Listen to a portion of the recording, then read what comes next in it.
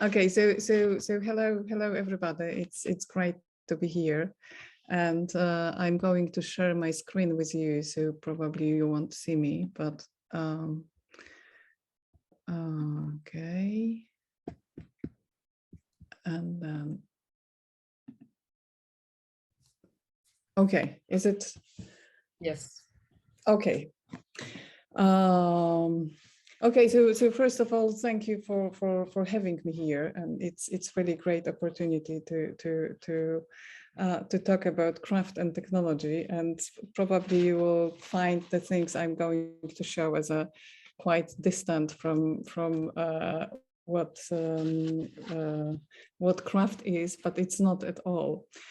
And I when preparing this speech first, I wanted to focus on my Baltic experiences because of the group, and to share with you my visual journey on design typologies around the Baltic Sea, where material and craft were very present as a way of making things, and making things using the local materials and crafts, and also very much rooted in the views.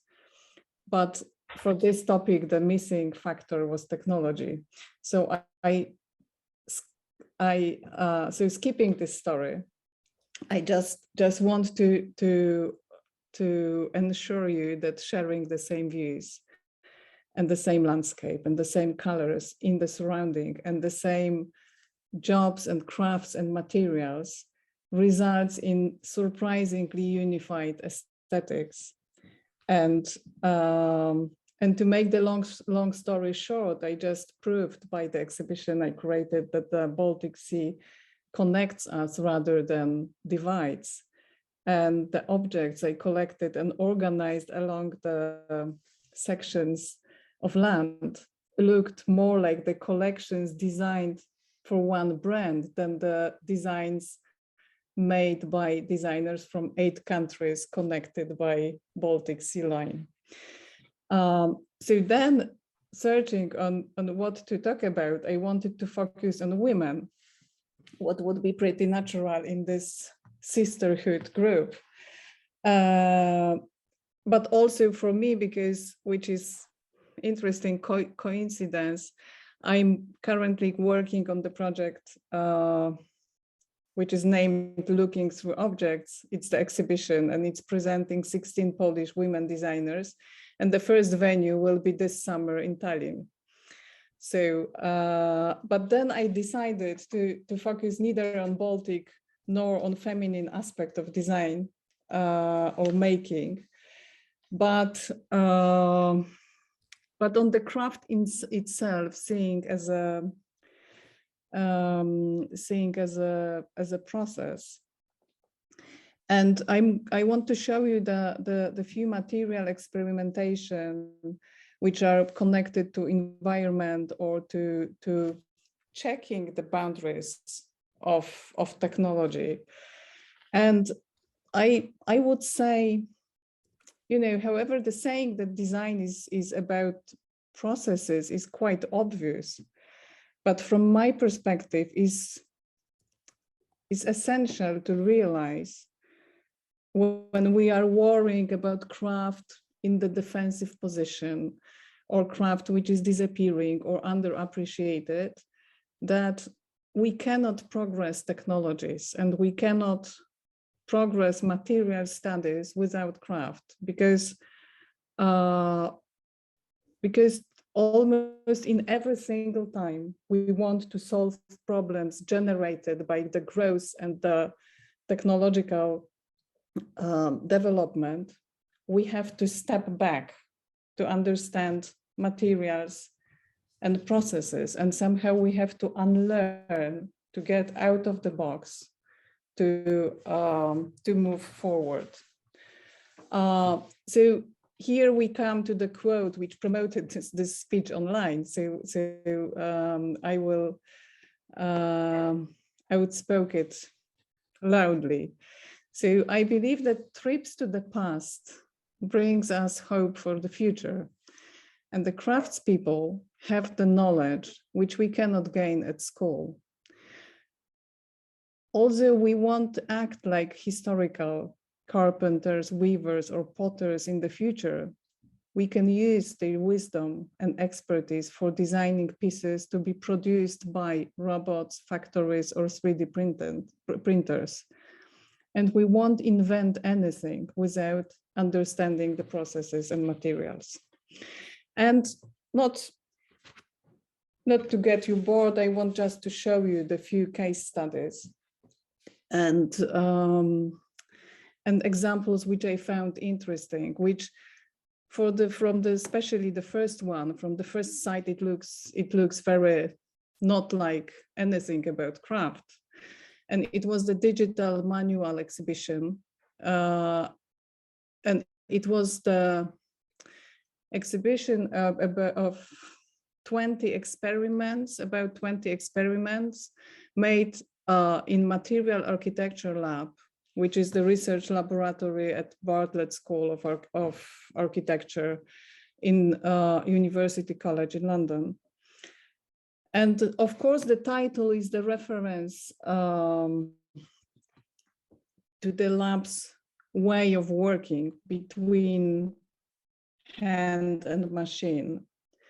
And it's quite unique because nowadays many processes for digital fabrication stay in the computer. And here in Bartlett, the tutors are encouraging research that goes between modeling software and hands-on experimentation with real and messy and irregular materials. And if you looked at the objects which are made out of coconut fiber, 3D printed sand, resin, recycled plastic, and slip cast ceramic, you don't have a feeling that it has anything to do with technology, either with craft. I would rather say that it looks like art pieces, or even more like the elements which are the natural creatures. It looks like erosion. It looks like, you know, the structures which you can observe in the nature, in the stone, sometimes on the sands. But probably the last connection would be that it's the kind of digital craft, and it's made for understand better the limitations and possibilities of material. So, and it's why it's called craft, because it's what craftsmen do. To do anything, you have to feel, you have to understand the nature of material, how it folds, how much it's strong or elastic, and so on and so on. So, and I think that's the amazing space for cooperation between the people who know the material and people who know programs and technologies. And also here we have the architects who know the structures, and they know how to count it. Then I have the other project, which is very different and which was also based on very different need. So industrial engineer, even not designer, industrial engineer Alvaro Catalán de Ocon, a Spanish guy. In 2011, he took a part in a project focused on the reuse of PET plastic bottles as a way of addressing the plastic waste issue that was happening in Colombia. So his starting point was focusing on the deep contradiction between the deep contradiction that is hidden behind each petal bottle. It's the product which has a very short lifespan, but it takes decades to decompose it. So he reconsidered the role of the plastic bottle by merging local weaving techniques with industrial lighting. So here I had it should be, and it is. So, so taking the inspiration from the form of Japanese tool, he invented how to cut and how to change the structure of the bottle to make it as a construction for weaving. And the project started as an awareness project, strongly linked to the just reuse of the bottles. But over the time, it unfolded also as an anthropological study of different indigenous weaving traditions, underlining the role that craft knowledge can play in local culture and accentuating the preservation of craft knowledge and tradition. And the project started in Spain in 2011. Then in 2012, it went to Colombia, and it was launched there 1 year later. But then in 2013, it reached new countries and cultures, beginning from Chile. Then, so it was Colombia, then it was Chile, I jumped over. Then it's Ethiopia and Japan, and okay, and then Chile is here, so the second round.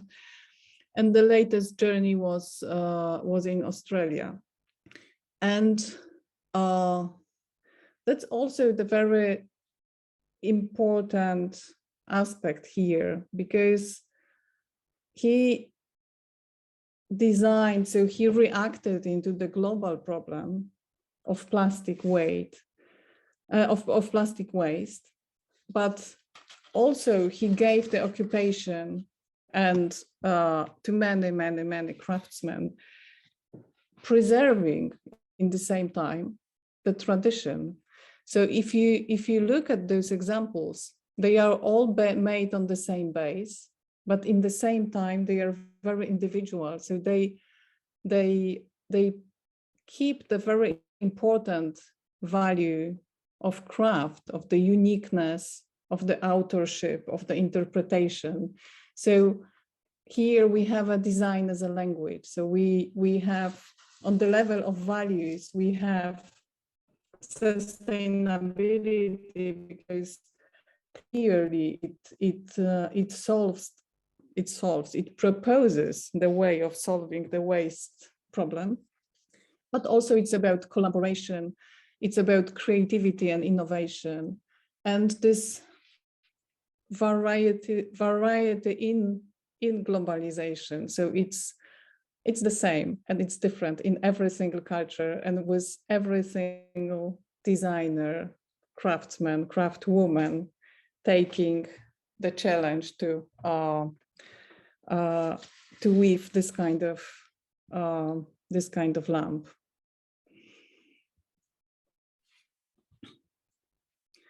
And on this slide, you can see the collection, how many possibilities, how many differences, how